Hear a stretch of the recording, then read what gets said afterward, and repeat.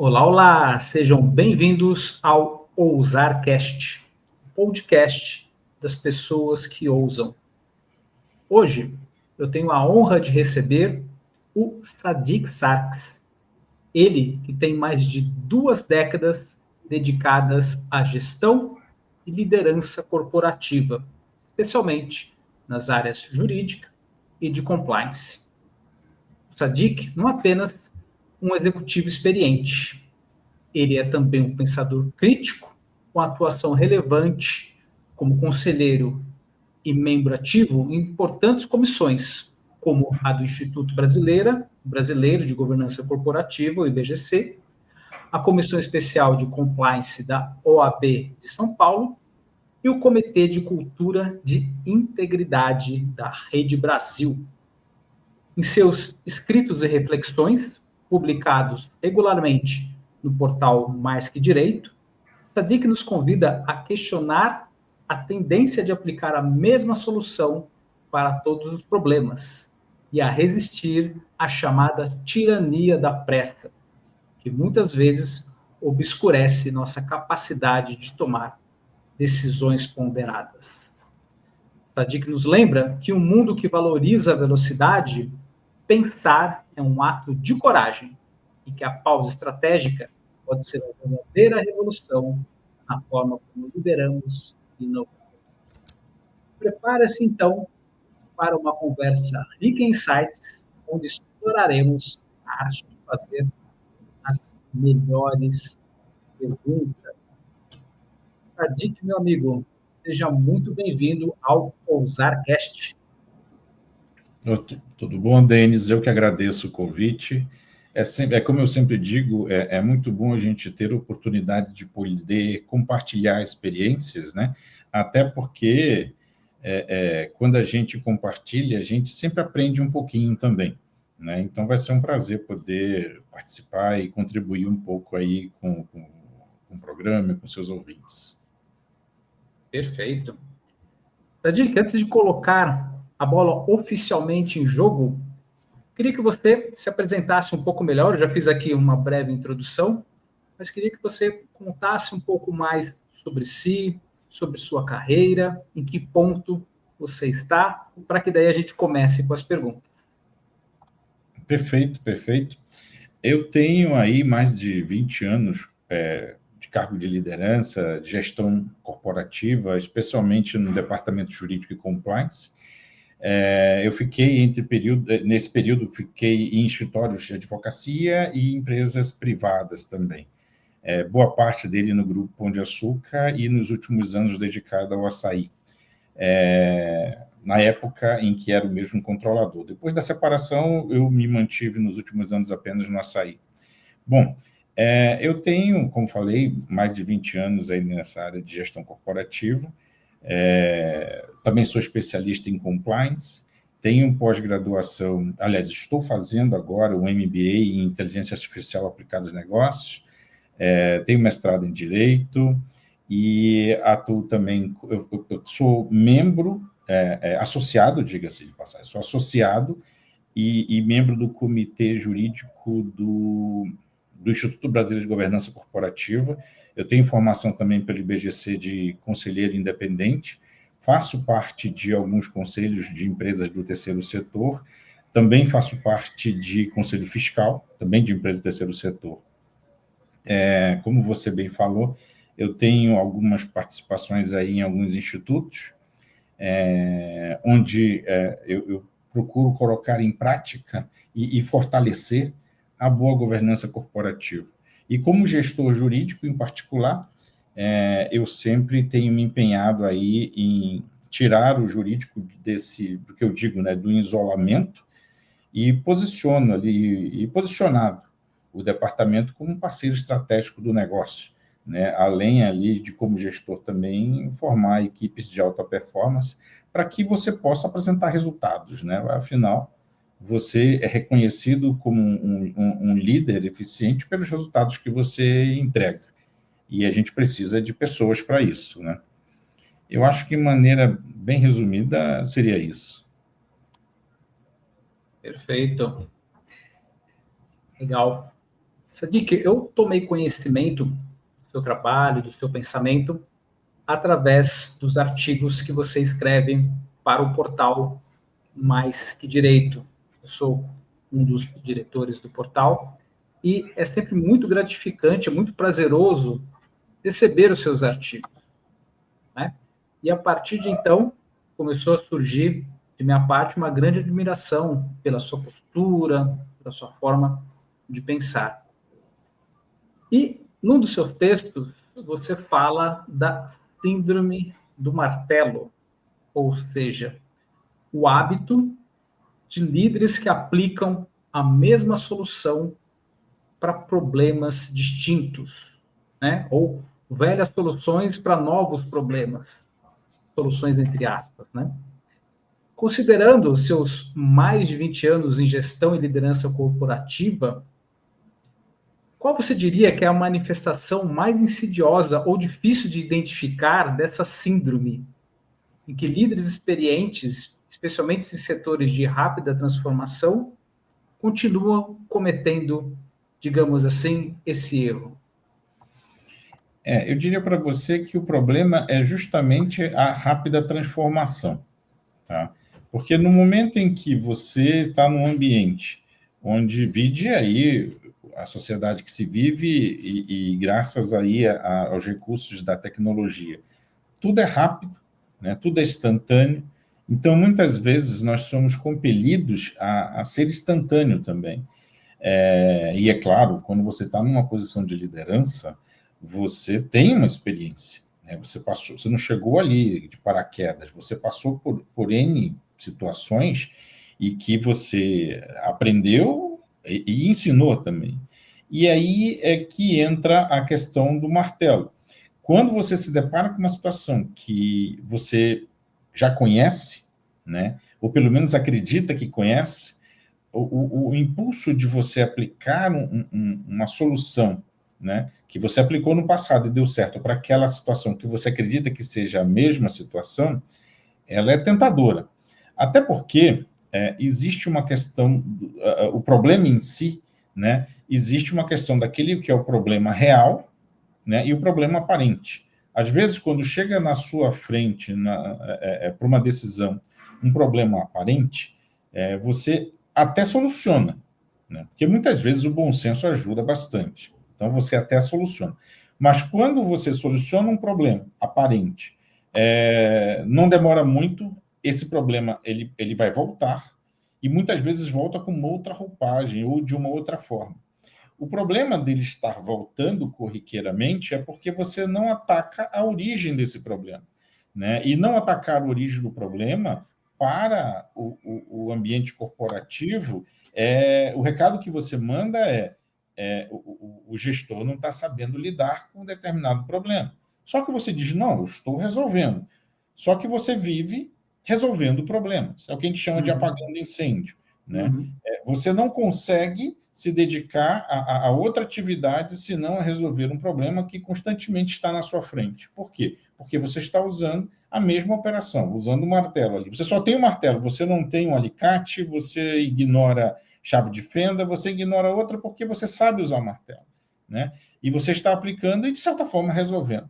Mas enquanto você estiver insistindo num problema aparente, e não se aprofundando neste problema para chegar num problema real, você sempre vai ficar apagando incêndio, entre aspas, e passar essa percepção de que você fica sempre envolto a uma avalanche de situações que você tem uma falsa percepção de importância da sua presença ali, porque senão o negócio não anda. Quando, na realidade, precisaria, sim, você definitivamente superar aquela situação e se dedicar para outra que exigisse aí a sua atenção especial. Gostei.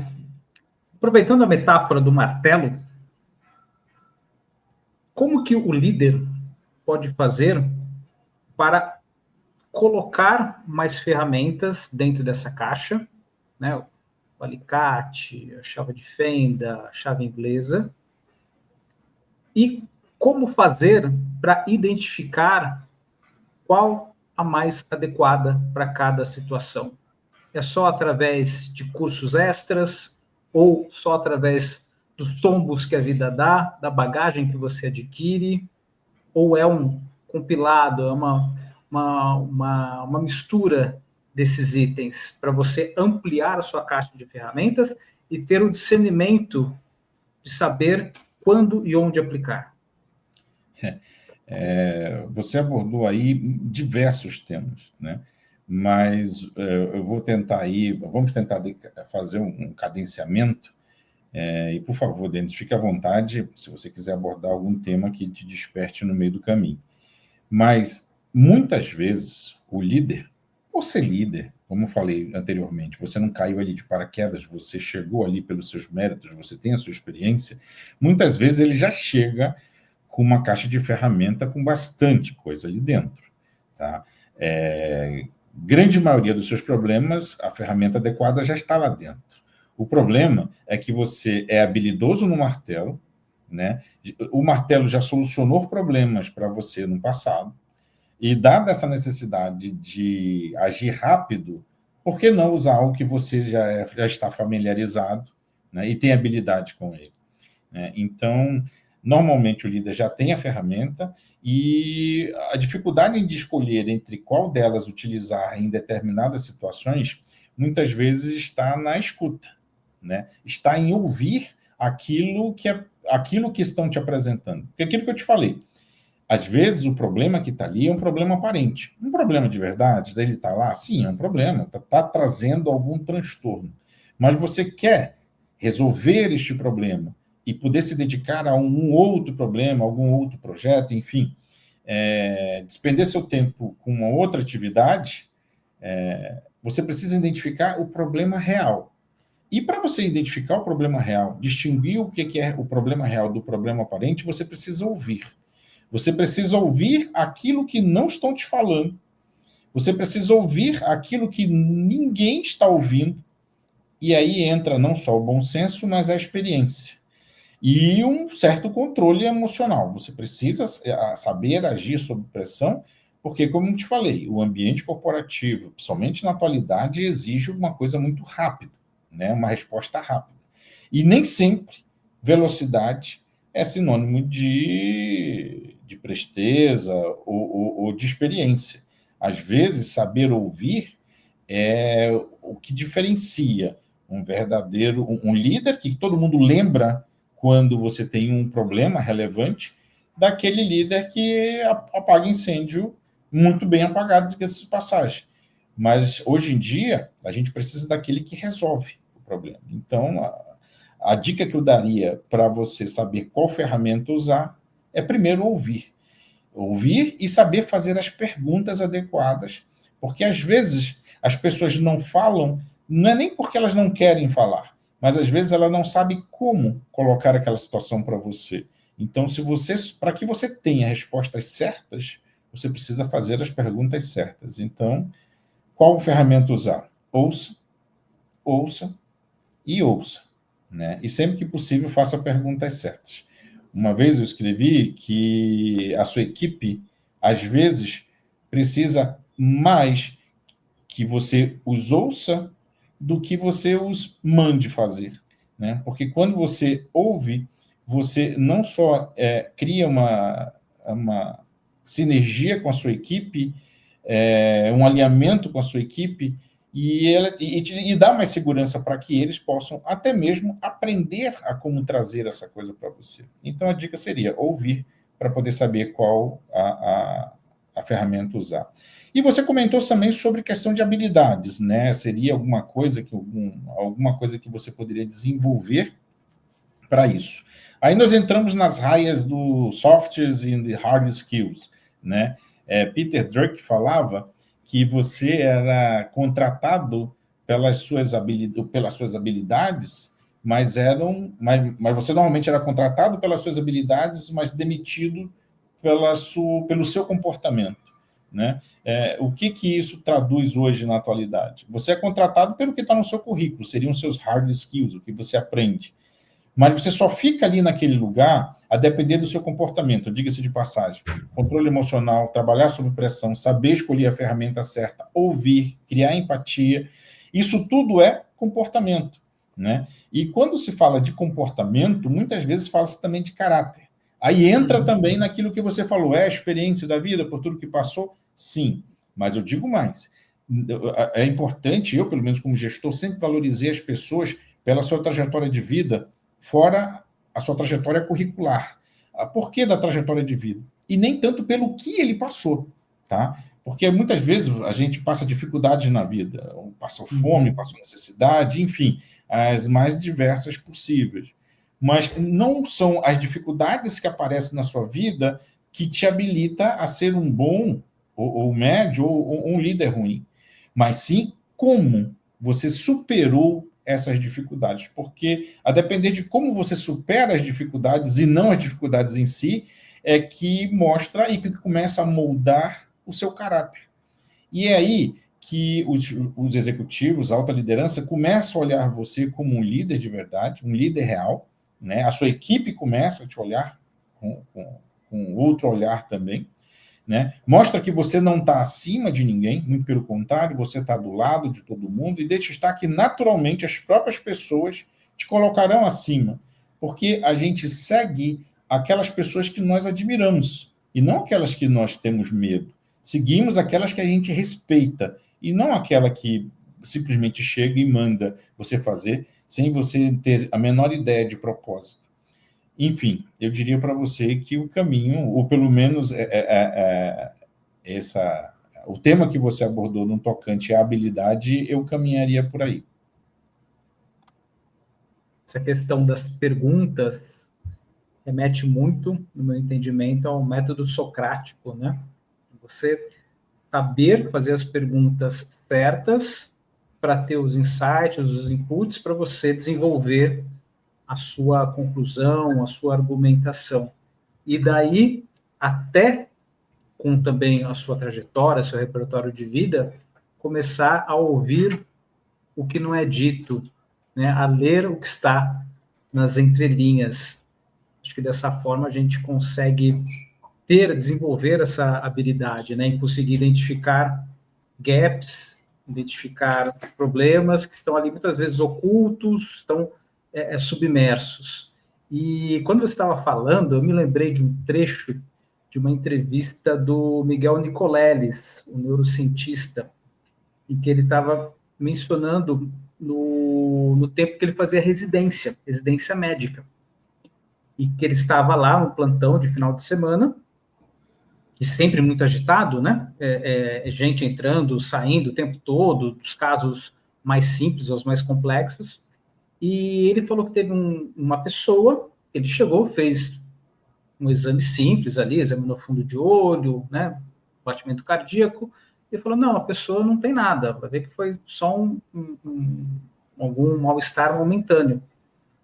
E daí, quando ele já ia dispensar da alta para aquele paciente, o supervisor dele, com, sei lá, 20, 30 anos nas costas, só de bater o olho para a pessoa, falou assim: interna já, interna agora.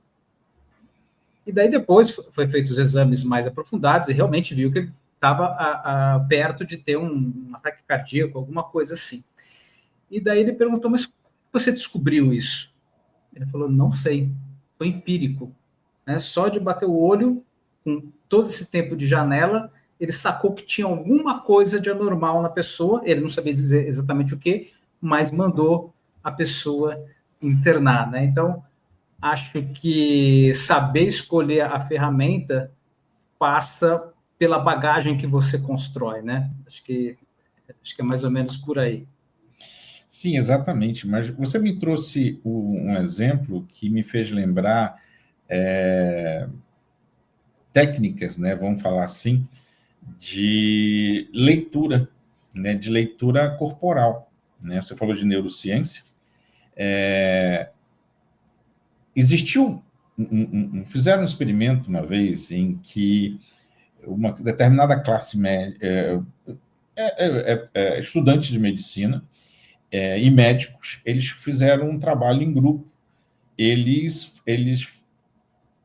eles comentavam, eles viam filmagens, né? Eles viam filmes, viam reações de pessoas, mas não ouviam, eles apenas viam as expressões e eles tentavam fazer a leitura daquilo. E depois eles faziam com eles mesmos e faziam com colegas, enfim, a dinâmica era essa.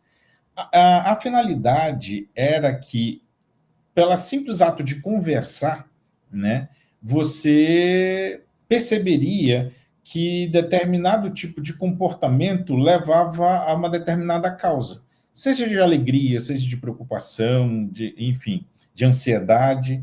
E, às vezes, eles observavam isso na tonalidade de voz, ou às vezes numa expressão facial, né?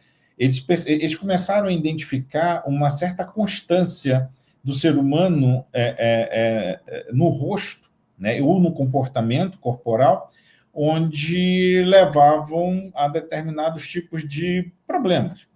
Enfim, vamos falar assim, de situações, né, de circunstâncias, de coisas que as pessoas estavam sentindo. Esse exemplo que você deu, muito provavelmente, esse estalo, né, essa coisa que ele não soube explicar o que é, muitas vezes pode ter sido, pela experiência, como você bem citou, de pessoas que trouxeram relatos similares e que desaguaram numa situação. E que ele, de uma forma até imperceptível, mas mesmo que instantânea, identificou, talvez pelo rosto, pelo tom de voz ou coisa parecida, e remeteu, de alguma forma, àquele instinto dele, e falou assim, essa pessoa tem um problema, né? Então, e isso tem tudo a ver com a neurociência, porque a palavra não dita, né, esse vocabulário silencioso, que é justamente o gestual, né, ele diz muito. E o principal, muitas vezes, quem está transmitindo essa informação silenciosa faz isso sem pensar. Ou seja, você mente, você pode tentar gesticular de uma forma, aparentar estar de um jeito, mas no fundo você pode estar de uma outra forma que o seu rosto, às vezes um ato do seu corpo, um movimento que você faça, até mesmo inconsciente, diz ao contrário.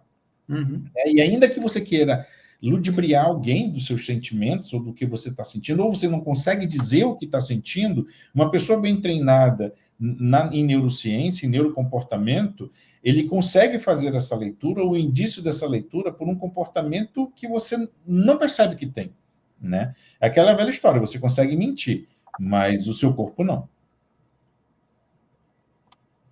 Excelente. Sadiq, você disse em um dos seus textos, você mencionou a importância de dar espaço ao contraditório, mesmo que isso incomode.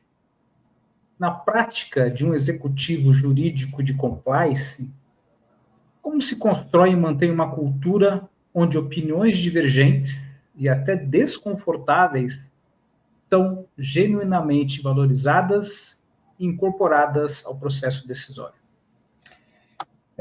Eu diria para você que essa iniciativa, vamos botar assim, ou este comportamento do contraditório, ele seria crucial, ou até essencial, para qualquer líder, né? Para qualquer gestor, principalmente quando você atua numa área corporativa, porque, a depender da decisão que você tomar, né, você é responsável pelos resultados, né? Então, isso conversa muito com a história do martelo também. Por quê? Porque você é um executivo, você está acostumado, você tem experiência, você está acostumado com aquela situação, e muitas vezes, quando você age pelo impulso, né, você acaba tomando uma decisão errada. Agora, no momento em que você promove essa possibilidade da divergência, né, do contraditório, né, você dá a oportunidade de ouvir o que uma outra pessoa, uma outra pessoa pode ter uma opinião diferente da sua, e sobre que aspecto? Não sei. Às vezes, quando você não sabe o que perguntar, talvez ouvir uma opinião diferente pode te dar algum insight, né? Porque, assim, Por mais certeza que você tenha, por mais certo, por mais experiente que você seja, alguém pode trazer uma questão relevante e que mereceria, sim, ser ponderada, ser avaliada por você antes de tomar uma decisão. E isso, a melhor maneira de se fazer isso, para não ficar uma situação até constrangedora, aí entra, sim, a habilidade do gestor, do verdadeiro líder, né? Que ele se permite a dizer, poxa, eu não sabia, ou, cara, enfim, ele abre o coração, mostra que ele não é o conhecedor de tudo, né? Isso também transmite confiança, né? De maneira em que você, se não souber, se não fez as perguntas certas, mas de repente as circunstâncias importantes estão chegando até você. E isso só é permitido quando você dá essa possibilidade do contraditório. Então, isso tem que ser uma atividade recorrente, até para que você não seja pego de surpresa, assim, do tipo, você sempre foi uma pessoa que tomou decisão com base na sua experiência e, de repente, uma pessoa coloca uma situação que você não quer ouvir, mas ela estava certa. Aí é pior, porque a mensagem que você passa lá para frente é que você poderia ter tomado uma decisão errada. E isso é muito ruim, porque abala uma coisa que é muito difícil de você construir, que é confiança, né? A confiança é uma coisa que você conquista, demora para você conseguir fazer isso, mas você perde isso rapidinho. Eu estava lembrando aqui de uma frase que eu vi há um tempo atrás, dizendo que uma das maiores ameaças para o futuro das empresas, para que ela se mantenha estagnada, é o pensamento de grupo. Porque o pensamento de grupo, quando ele não é atualizado, renovado, não recebe oxigênio de diferentes frentes, a tendência é ficar estagnado. Todo mundo remoendo as mesmas ideias, os mesmos pensamentos. Então, o contraditório, quando você traz um novo para a conversa, uma visão distinta para a conversa, os dois lados saem ganhando, desde que exista uma abertura para o ouvir, para o diálogo, né? Não apenas o embate pelo embate.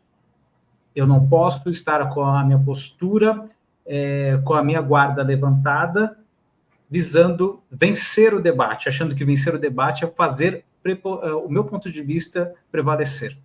Né? Eu acredito que um debate só é válido quando eu saio dele tendo aprendido alguma coisa. E se porventura eu conseguir fazer a outra pessoa também aprender algo, aí foi válido. Simplesmente fazer o meu ponto de vista prevalecer, para mim, não é ganhar o debate. É apenas a confirmação do seu velho ponto de vista. Exatamente. Não foram poucas as vezes em que eu vi uma equipe, né, estagnada. E por quê? Porque eles não tinham liberdade. Então, ou seja, o medo de errar era maior do que o próprio erro, entendeu? Porque você tem que dar essa liberdade para as pessoas, para a sua equipe, de errar, né? Claro, errar sob controle também, né? Mas de maneira em que todos possam aprender. Porque se você apaga, vamos botar assim, não dá esta liberdade, a pessoa fica, como eu falei, com medo de errar, entendeu? Então, é mais fácil é melhor você trabalhar o erro do que você não ter o erro justamente pelo medo que as pessoas têm de errar com você ali na liderança. E isso é ruim. Essa tua afirmação agora fez lembrar de um artigo que você colocou que pensar virou um ato subversivo. Daí eu te pergunto, na sua percepção, quais são as maiores barreiras culturais nas organizações que impedem os profissionais de se dedicarem à reflexão profunda? Que conselho você daria para que aqueles que desejam cultivar esse ato de coragem? Olha, como você bem comentou, pensar, né? Esse pensar, eu atribuo muito a respirar, tá? Não foram poucas as vezes em que eu, orientando os meus liderados, vamos botar assim, a instrução que eu dava é respira. Né? Porque quando você para, né? William Ury fala nos livros dele, agora no último recente que ele lançou, quando você vai ao camarote. O que é o camarote? É quando você sai de cena, né? Você vai para uma área em que você tem a oportunidade de olhar o contexto de longe. Né? Isso tudo é respirar, isso tudo é pensar. Porque quando você vai para o camarote, você sai do ambiente, te permite isso, fazer uma reflexão do que está acontecendo. Você tem a possibilidade de ver o cenário como um todo, coisas que talvez, se você envolvido ali no meio, não tivesse como ver e não tivesse como ponderar essas situações. Então, assim, este pensar é o respirar. Imagina você numa situação em que você é confrontado, ou uma pessoa fala uma coisa que, de repente, não te agrada. A depender de como você reage, a sua resposta ela pode ser um tanto desagradável, talvez até inconveniente, adequada, para, de repente, para a palavra, para aquilo que você ouviu ou como te trataram, mas talvez não conveniente, porque você é um líder. Né? Você é um líder, você não pode se dar esse luxo, né, de perder o controle ou a liderança. Então, quando você respira, vou dar até um exemplo na prática. Quantas vezes a gente não fez um e-mail, deixou no seu computador, manda o e-mail, aí no outro dia que você chega, você olha aquele e-mail e você pensa assim, puxa vida, eu poderia ter falado isso, esqueci de falar aquilo, aqui não ficou legal da forma como eu coloquei, ficaria mais claro. Então, ou seja, se você não tivesse mandado o e-mail, preparado o e-mail, mas não tivesse mandado o e-mail, com certeza no outro dia você teria mandado um e-mail melhor. Porque quando a gente está deitado, a gente começa a pensar, fala assim, puxa, poderia ter feito isso, esqueci daquilo, era melhor ter enfatizado mais um tema do que outro. E no outro dia você chega e prepara o negócio bonitinho. Né? Esse ato de você deixar para o dia seguinte é o ato de respirar, é o ato de pensar. Né? E agora você imagina, como é que você pensa, de novo, numa sociedade em que tudo é para ontem, que tudo está ali, está instantâneo. Né? Aí é complicado. Né? Antigamente dizia-se que informação era poder. Né? Se você tinha informação, você tinha o poder na mão, porque as circunstâncias, você dominava as circunstâncias. Agora não. Informação você tem aos montes em segundos. Olha quanta coisa passa na sua frente quando você vai ali passando aquelas telinhas ali, ou você navega pela internet atrás de alguma notícia. É informação demais. O grande problema hoje, o que diferencia um líder não é mais a informação, mas é a clareza. Qual dessas toneladas de informação importa para você? E das que importam, qual é a verdadeira? Porque existe a história da mensagem falsa. Pode ter sido uma montagem, o fake news que chama, né? Já imaginou você se baseando numa fake news? Cara, olha quanto comprometedor é para a sua reputação lá na frente. Então, assim, você tem uma tonelada de informações, centenas, dezenas que importam para você, e dessas centenas, dezenas, como é que você vai saber qual é que é verdadeira? Ou se não tem nenhuma coisa falsa ali no meio, né? Então, hoje eu diria para você que não é mais informação, mas clareza dessa informação. E tudo isso requer tempo, né? Então, o pensar é isso, é respirar, sair de cena, como o William Ury fala, ir para um camarote para poder observar aquilo, e para depois poder voltar e trabalhar as circunstâncias para alcançar aquele objetivo que você está almejando. Eu procuro seguir uma linha, um tripé nessas situações, que consiste em pausar, refletir e fluir. O pausar é não tomar a decisão em cima da hora. Então, por exemplo, vem ali uma solicitação de um assunto muito crítico, um assunto capital, pelo WhatsApp, pedido de urgência. nem que sejam 5 minutos, 10 minutos, para você tomar decisão mais assertiva, mas consiga esse tempo. Depois, o refletir é o que a situação está pedindo, ou o que essa situação está me ensinando, o que ela pede de mim, como eu posso ser útil nessa questão. E por último, o fluir é, a partir do momento que você tomou a decisão, siga, né, e confia de que essa decisão vai ser aquela que vai te dar a resposta que você precisa, não necessariamente na hora. Pode demorar um dia, um mês, um ano, mas ela lá na frente vai ser a melhor decisão e você vai entender o porquê, o motivo, né? E uma coisa que dizem sobre o Abílio Diniz, né? Você tendo trabalhado lá no Pão de Açúcar, é que, por vezes, quando as reuniões do conselho estavam muito acaloradas e não havia um consenso, ele mesmo sugeria dormir sobre o problema. Né? Olha, vamos encerrar por aqui, vamos para casa, amanhã, no dia seguinte, a gente continua. E daí as pessoas vinham um pouco mais descansadas, com novas ideias, e ficava mais fácil chegar a um consenso.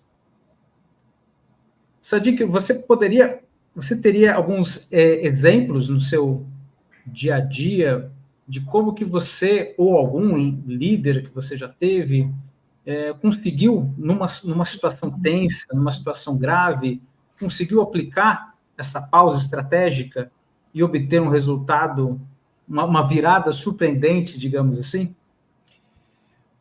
Eu diria para você que não só eu tenho diversos exemplos nesse sentido, mas já cheguei até a demonstrar isso para pessoas que trabalharam comigo, né? Como aquela história da urgência, né, que você recebe o e-mail, a mensagem pelo WhatsApp ou por e-mail, no caso foi por e-mail, com um reforço pelo WhatsApp de alguma coisa que se precisava para no mesmo dia, né? Era um problema, precisava ser resolvido naquele dia. E eu virei e a pessoa chegou comigo desesperada, por quê? Porque era um problema que era difícil de se resolver naquele dia. E eu virei para a pessoa e falei assim, não, resolva. Mas a pessoa está pedindo para fazer. Eu falei assim, claro, eu não vou dizer para você dizer não, né? Até porque existem pessoas e pessoas do outro lado. Né? Então, no caso, você vai dizer o seguinte, que você vai se empenhar na melhor forma possível para te atender dentro do esperado. Tá? Mas a sua expectativa de retorno, isso era uma quarta-feira, é para sexta-feira. A pessoa ficou louca, falou assim, não é possível, não vou falar isso. Não, diga que você vai se empenhar para resolver isso hoje. Mas a sua previsão, se não fosse essa pressa toda, era para sexta. E ela assim fez. Quando fez, obviamente, veio aquela reprimenda do outro lado, dizendo, não, tinha que ser hoje, tinha que ser hoje, tinha que ser hoje. Orientação que eu passei. Ótimo, então sugira que a pessoa siga, né? E você ainda assim vai continuar, vai fazer o seu trabalho para dar aquela posição para a pessoa, e vamos torcer para que, na conclusão desse trabalho, no caso do departamento jurídico, não seja identificado nenhum problema que, porventura, viesse a prejudicar aquela atitude ali na frente que você estava pretendendo fazer. Obviamente que a pessoa não teve, aí, entre aspas, coragem de seguir e resolveu esperar. Né? Porque, assim, liberado estava. Pode seguir, mas nos reservamos no direito de, tão logo a gente tenha concluído a análise, iremos te passar essa solução. Pois bem, terminou o dia, né? E eu peguei aquela situação da pessoa ali e deixei na minha mesa e fui fazer outra coisa. A pessoa ficou desesperada na minha frente lá, aquele meu subordinado, né? Ele ficou desesperado, falou assim, não, eu vou te mostrar que, em que pese a importância do negócio, que era importante, não é urgente, entendeu? Deixei de lado e fui fazer outra coisa, na frente dele. Agora, vá fazer o seu trabalho, daqui a uma meia hora você volta aqui comigo. Uma hora depois a pessoa voltou, chegou lá e falou assim, ih, nem olhei ainda. Aí o cara ficou desesperado, falou assim, poxa, mas não é possível, o cara vai ter um infarto do outro lado. Eu falei assim, calma, fica tranquilo. Resumindo, chegou sexta-feira, ainda assim, eu não dei a resposta para a pessoa. Eu falei assim, e você vai ver só, vamos dar essa resposta segunda-feira. Ele falou assim, eu não acredito, o cara vai matar a gente. Eu falei assim, não vai. Quando chegou segunda-feira, nós mandamos a mensagem para a pessoa, dando todo o parecer, bonitinho. E a pessoa não gostou, obviamente, mas eu mostrei para a pessoa o seguinte, ó, a depender da complexidade que chega, eu seria leviano se eu dissesse, vou te responder hoje. Agora, se você concordar comigo aqui e dermos a mão e combinarmos aqui, no sentido de que eu te dou uma posição rápida, avalio rapidamente, te entrego hoje. Mas, se amanhã eu descobrir alguma coisa que de repente passou pela pressa da análise, eu vou ter toda a liberdade de falar bem assim, ó, tem um complemento aqui que passou batido, e você não vai poder reclamar. Por quê? Porque nós estamos combinando aqui que você vai me dar essa alternativa para isso. Meu amigo, resumindo, segunda-feira, quarta, quinta, sexta, 2 dias úteis e mais 2 dias, final de semana, sábado e domingo, ele só foi receber a resposta dele na segunda-feira, no quinto dia. E adivinha, ninguém morreu, tudo andou perfeitamente, nada atrasou, era importante, mas não era urgente, entendeu? Isso tudo entra exatamente naquilo que você estava falando. É o pensar. É como você deu o exemplo do Abílio. Cara, vamos. Você estava na reunião de conselho, uma coisa eu garanto para você. Reunião de conselho não acontece todo dia. Né? E se ele disse para as pessoas voltarem para dormir e voltar para lá, para tomar uma decisão, era importante. Porque senão ninguém voltaria no outro dia. Como te falei, eu desconheço reunião de conselho que dure mais de um dia, salvo em situações peculiares que assim exige essa necessidade, entendeu? Então, assim, essa pressa, essas circunstâncias, o ato de você relaxar, pensar, enfim, ela reside mais na diferenciação entre do que é importante e do que é urgente, tá? O Abílio Diniz, em particular, uma pessoa que eu tive o prazer de conhecer e trabalhar junto por um bom tempo, mas eu tive mais contato com ele depois que ele acabou saindo do Pão de Açúcar, na época da confusão lá com o Casino, porque no Pão de Açúcar eu fiquei muitos anos no Rio de Janeiro, depois eu vim aqui para São Paulo para assumir, para acompanhar o Açaí não ficava na Brigadeiro Luiz Antônio, ficava na Zona Leste, fica, né, na Zona Leste, então eu não tive o contato direto. Depois da cisão do Pão de Açúcar com o Açaí, e da saída dele do Pão de Açúcar, que efetivamente tive mais contato com ele, dada a necessidade de negociação de imóveis, né, que muito era da família dele. Enfim, e eu também sou egresso da FGV, e ele também dava aula lá, então tive a oportunidade mais de falar com ele fora do Pão de Açúcar do que propriamente dentro do Pão de Açúcar. Mas é isso. Perfeito. Sadiq, você está fazendo MBA em inteligência artificial, é isso? Pelo que você falou no começo? Exatamente. Como que você avalia o uso da inteligência artificial para a tomada de decisões estratégicas? Você acha que a gente está num nível já maduro para saber usar a ferramenta de forma certa? Estamos delegando muito para ela? Isso vai, no futuro, tirar a nossa capacidade de fazer decisões difíceis? Qual a avaliação que você faz do uso da IA? Bom, essa questão da IA é uma coisa bem interessante. Eu, como você comentou, estou fazendo um MBA, não é à toa, mas muita gente me questiona porque eu estou fazendo isso.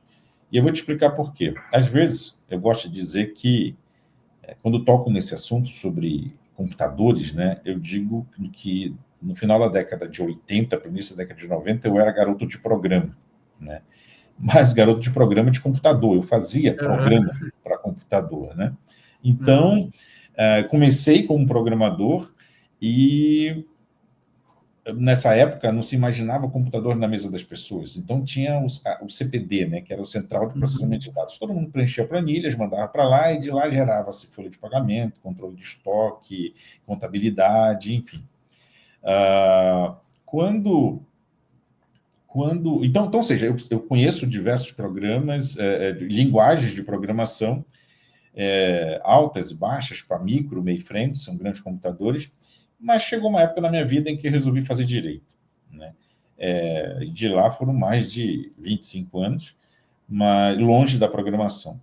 Mas assim, toda vez que eu vejo um computador e que existe ali um sistema, um programa, enfim, eu sei, pode até ser que eu não conheça a linguagem que ele foi feito, mas eu sei a lógica do negócio. A inteligência artificial não. Ela, de fato, ela quebrou um pouco a lógica da programação para mim, né? Por isso eu voltei para o banco acadêmico. Eu não queria aprender a usar uma IA, eu não queria criar um agente ou fazer, como é que chama? Prompt, não era nada disso. Eu queria entender era como ela funcionava, né? E eu resolvi fazer um MBA em inteligência artificial para isso, né? Eu, inclusive, estou aprendendo, era muito diferente da linguagem que eu conhecia, eu estou aprendendo a programar agora em Python, mas, como te falei, não era diferente da linguagem que eu conhecia, que na época eu programava em Clipper, era o Summer 87, programei no Alton 86, mas enfim. E a finalidade era justamente tentar entender o que era esse fenômeno, porque realmente ela muda um pouco a relação do ser humano com o computador. E existe uma coisa nela chamada nível de predição, né? A predição é aquele que seria, falando numa linguagem clara, é aquela predisposição que ela tem para te atender. Se você perguntar como é que foi que determinada coisa aconteceu e essa coisa nunca aconteceu na vida, ela vai se esforçar para dizer como é que foi que aconteceu, mesmo que nunca tenha acontecido, de uma maneira lógica, cadenciada e fluida, ao ponto de você ler e falar assim, poxa, é verdade, né? Mas aquilo nunca aconteceu. Então, o nível de predição aí é alta, né? Diga-se ChatGPT, né? Mas existem outras inteligências artificiais que a predição ela é baixa. Aliás, a propósito, do próprio GPT, você consegue nivelar, você consegue adequar o nível de predição. Então, sim, você pode botar uma predição mais baixa e ele não vai criar uma circunstância só para atender a um pedido seu. Ele vai chegar ao ponto de dizer que não dá para fazer, ou não sabe, enfim. Então, por que eu estou te falando isso? Porque a inteligência artificial, ela é esse fenômeno que assusta e encanta ao mesmo tempo, justamente porque é algo que faz um trabalho para você, um trabalho complexo e demorado, que você levaria muito tempo, né? E ele faz isso muito rápido. Então, ele é sedutor. A inteligência artificial ela é sedutora. E eu diria para você, é essencial hoje para qualquer empresa e para qualquer gestor também, né? Por quê? Porque a inteligência artificial ela está aí e ela vai te ajudar. E por incrível que pareça, assim como a gente fala de engenharia de prompt, né, que não vamos entrar aqui no detalhe, mas prompt é nada mais nada menos que saber fazer a pergunta. Porque se você fizer a pergunta errada, ele, para te atender no seu erro, sem você perceber, mas ele, para te atender naquela pergunta errada, ele vai te dar uma resposta satisfatória e fluida para você. Então, assim, você tem que saber fazer a pergunta para a pergunta vir certa para você também, né? Então, o que acontece? Eu digo para você hoje que o impacto que a inteligência artificial trouxe e está trazendo para a nossa sociedade, ela ainda é muito incipiente, ela é muito nova, né? Nós não estamos maduros ainda. O problema é que essa fruta amadurece, é muito grande e está amadurecendo. O problema é que, por ser grande demais, ela não amadurece de uma vez. Vai levar bastante tempo. E acredite, eu não penso que a inteligência artificial vai tomar o emprego de ninguém, não vai substituir ninguém. Eu, como advogado, é uma das profissões, eu diria, entre aspas, ameaçada, justamente porque olha a quantidade de inteligência artificial que está sendo treinada, adaptada para fazer petições, enfim, para ajudar as atividades do advogado, né? Eu não vou nem entrar aqui nas inconsistências trazidas, né, como erros de julgados inexistentes, enfim, foi aquilo que eu falei. A depender do nível de predição, ela vai querer te atender. Ela vai, nem que seja criar um julgado para te dar razão, né? Isso é perigoso, tá? Mas, assim, estamos evoluindo. Eu não acredito que ela vá substituir ninguém. E vou te dizer qual vai ser o futuro disso, pelo menos na minha concepção. É algo muito parecido quando chegou a energia elétrica. Quando chegou a energia elétrica ao ponto dela ser transmitida de um ponto a outro em larga escala, a preocupação social foi enorme com aquelas pessoas que apagavam os candelabros que ficavam nos postes. Que seriam os postes de luz hoje? Eram aqueles pontinhos de luz que o cara tinha que apagar e no outro dia, no final do dia, ele tinha que sair acendendo, né? Era um trabalho essencial e importantíssimo. Imagina, ele era responsável por trazer iluminação à noite, né? Nas ruas das cidades. Quando chegou a energia elétrica, coitado, o que ia ser daquele pessoal? E o que eles se tornaram? Eletricistas. Foram trabalhar em atividades direto e indiretamente vinculadas, a exemplo eletricista, com a eletricidade. Manutenção de poste, criação, confecção, o cobre, a própria produção do cobre, pessoas para produzir o cobre, enfim. Então, vai ser uma questão de tempo das pessoas se adaptarem daquelas atividades que eram as atividades mais maçantes, que com certeza a inteligência artificial vai substituir, mas aquelas pessoas que tinham este trabalho, eles têm condições de poder se adaptar a outros diretos ou indiretamente, mas correlatos àquela atividade, tal qual aquelas pessoas que ficavam pagando o gás ali na rua. Mas isso não vai ser natural, tipo assim, beleza, vai tomar meu lugar, ótimo, onde é que eu vou entrar agora? Não. Você tem que fazer a sua parte também, né? Você tem que se adaptar, aprender, buscar alternativas, porque as oportunidades estarão aí. Certas atividades não haverão mais necessidade do ser humano fazer, mas outras seriam quase que insubstituíveis. Lembra que você muito bem comentou sobre bom senso, principalmente em tomadas de decisões. A inteligência artificial, de certa forma, pode até ajudar a tomada de decisão, mas não será por ela que os executivos, a alta liderança se baseará, que eles irão se basear. Por quê? Porque, acima de tudo, existe as perspectivas, as percepções, né, de cada pessoa. Cada um viveu uma vida diferente da outra. Então, cada um tem uma visão de determinado problema para uma determinada solução. Lembra como você comentou sobre a experiência da pessoa, né? E tudo isso somado a algum trabalho que a inteligência artificial, sim, deve levar para você, para essa tomada de decisão, é justamente na soma dessas ideias que as decisões serão tomadas. Por quê? Se basear apenas na inteligência artificial para uma tomada de decisão e acreditar que essa tomada de decisão tenha sido a tomada mais correta e certa, hoje, pelo menos atualmente, ela é muito temerária e nem imagino, tá, quando isso seria viável. Ela pode ajudar? Com toda certeza, mas nunca ser a última palavra. Exato, acho que cabe a nós não ter nenhuma visão tão catastrófica ou ludista, né, de achar que ela vai tomar os empregos, que haverá uma massa gigante de pessoas desempregadas, né, como também não achar que a inteligência artificial é a solução para todos os males, né? No fundo, a decisão, a postura sempre caberá a nós, né, os seres humanos, ou aqueles que têm a inteligência natural, digamos assim. E eu lembrei de uma oportunidade que eu estava pesquisando, queria indicações de livros para advogados relacionados a empreendedorismo, e de 5 indicações.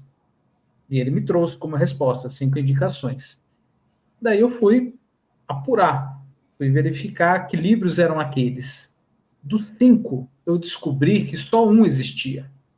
Os outros 4 ele inventou para me satisfazer, para dar a resposta a minha pergunta. Eu queria 5 livros, ele encontrou um na base dele, e os outros 4, para dizer que ele não tinha, não sabia, não tinha acesso, ele inventou. Então, acho que cabe aí ter essa acurácia, também até um pouco de curiosidade, para checar a informação, para verificar se ela é verdadeira, se ela está distorcida, não é? Para que daí você tenha a informação mais proeminente, né? E eu costumo, nos meus inputs, sempre passar a orientação, né? De não invente informação que você não tenha, né? Que é uma forma, eu quero apenas aquilo que você tem aí no seu banco, não precisa inventar absolutamente nada, né? Nenhuma informação, nenhum percentual extra, quero só o que você tem. Daí ele costuma ser mais assertivo nesse sentido. Sadiq, estamos chegando ao final aqui da nossa conversa, o tempo passou voando. Quando o assunto é bom, a conversa é boa, realmente, num piscar de olhos, a coisa acontece.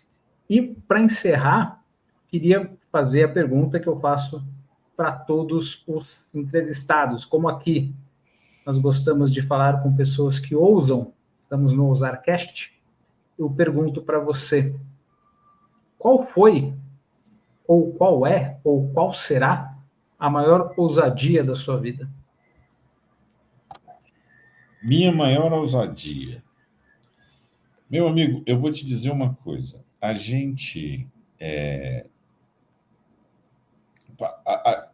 passa a vida conhecendo pessoas, né, trabalhando, enfim, dentro desse contexto. Mas o grande desafio que eu tenho, não só comigo, mas eu acredito que da grande maioria das pessoas, é ter, vou usar a palavra ter, o verbo ter, a confiança da outra pessoa. E eu estou usando ter indevidamente, porque confiança não é, eu já disse isso aqui para você, confiança não é algo que você pede. Você pode até pedir, mas ninguém te dá de graça. Tipo assim, vai, confia em mim aí, eu vou confiar em você deliberadamente. Confiança é algo que você conquista.